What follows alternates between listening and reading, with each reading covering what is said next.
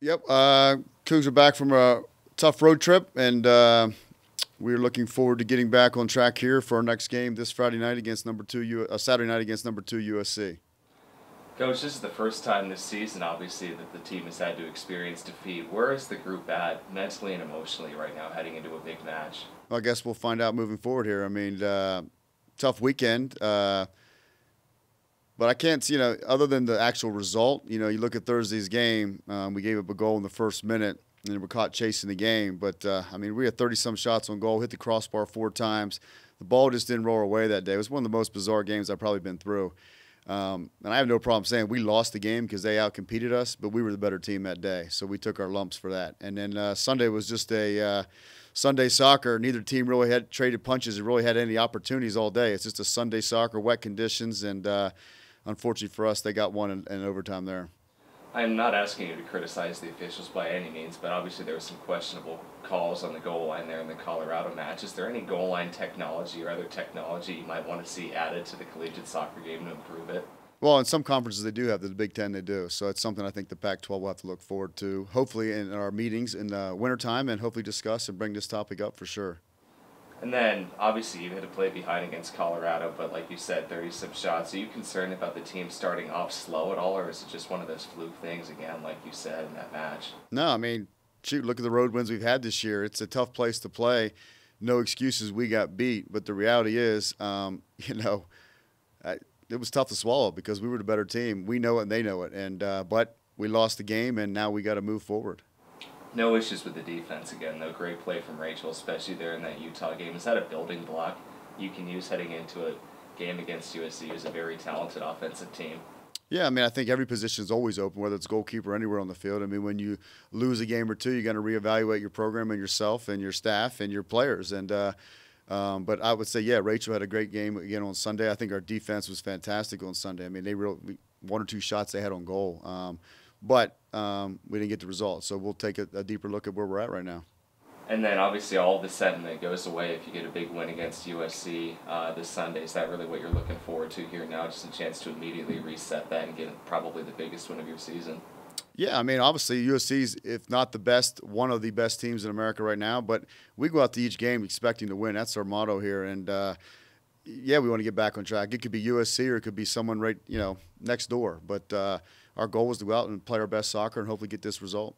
How do you contain a strong offensive team like USC? What do they do really well on the field, and what's going to have to be the emphasis defensively for you? Oh, they're very good in possession, getting forward, breaking lines. I mean, they play that 4-4-2 as good as it gets.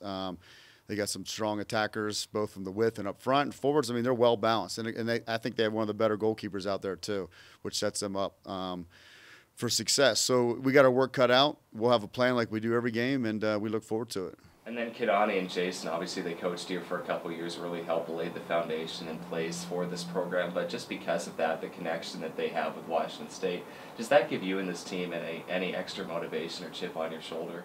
No, not chip shoulder. They did a great job when they're here. They won when they're here. But, I mean, I've said all along that, in all due respect, the foundation was laid by Matt Potter, and we all had the benefit of that coming through, and we had to maintain it. Those guys have done a great job. USC won a national championship here. They kept this program winning, and we've done the same since then. And then Kidani, you could say he left for greener pastures, that USC job, but like you've said before, this Washington State job might be on par with a lot of those schools now. Do you look at Washington State as a destination job, and definitely sounds like you're happy where you're at? Absolutely. And maybe that was just the right time for Kidani at the time. Who knows? But I'm really pleased where we're at, where I'm at, my family's at, and we love the Cougs here. Any questions from the phone? Yeah, Coach, Justin Levy with the DN. A few questions for you. I mean, first off, coming back home, trying to bounce back at home, I know you guys like playing at home. I mean, just how big is that going to be for you guys? Well, it's always great playing in front of your home crowd and your own bed and your own routine during the week and classes. So any little benefit will help, especially playing against one of the best teams in the country. But, you're not just going to go out and win the game because you're at home. You're going to have to do the little things that we did not do this past weekend. Yeah.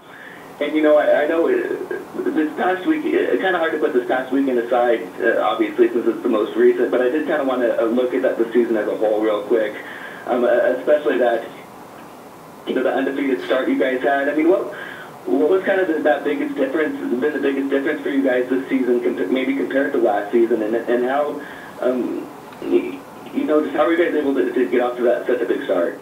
Well, our success last fall and then our great spring has carried us into the beginning of this year, and we got on a roll. Winning is contagious, and so is losing. So now we got to stop the losing, continue to go back to the winning aspect. But it's nothing more than kids that know how to win, kids that want to get better, and kids that compete every day. So this conference is a beast. It doesn't matter who you're playing, home or away. You got to be sharp every game. And unfortunately, we weren't the sharpest this weekend. So we've got to get back to what we do best here. Yeah, obviously in the past we've kind of talked about the young team. Were you surprised at all at how fast they've kind of made some strides, especially in that kind of non-conference part of the season? Yeah, absolutely. I mean, I even think last year, in a sense, you could argue, but we overachieved last year with how young we were, and we carried that in through the fall, and we're still young. And what I expected to be 10-0, no, we only won 10 games last year and got to the third round. So everybody, including the team, needs to just take a relax here, pump the brakes, and all will be good. Just get back to our routine and hopefully get back on winning track here. Yeah. A couple of players for you guys, Maddie leading the conference in assists, Morgan is up there in goals. Do those two, I mean, they've been good for you guys for a while. Do they just continue to get better for you guys, though? Yeah, they're getting better for sure. I mean, the things they do, Maddie, one of the top assist getters in the country. She's an attacking minding back that's involved in everything we do offensively, whether it's set pieces or run a play. And then Morgan, Morgan's Morgan. She's scoring goals in critical matches for us now. And, for sure they're getting better, but they're getting better too because our team's better, the competition's stronger, and they're great young ladies as well. Yeah, with that, the depth you guys have this year, I know that's been a big thing as well. I mean, how many players are you playing out there? And if you kind of now getting into the conference, the conference part of the season, have a little bit more of kind of knowing who you're going to play and who can step in? Absolutely. We got a routine and rotation. We're, if we're healthy, we're 2 or 3 deep in a lot of spots. And, a 1-game weekend, you might not find as many kids playing as you would a 2-game weekend, but we're anywhere from easily 15 to 18 girls playing a game right now. Awesome. And then I hadn't heard yet, I mean, what ended up just kind of being that status on Ella? Is she out for the season? And then the follow to that, just overall, what have you seen from Rachel Thompson's play? Ella is out for the season, and unfortunate injury that she took place. But, yes, Rachel is doing well, but Emma's doing just as great, and so is Courtney. So that competition race is always heated in practice each day.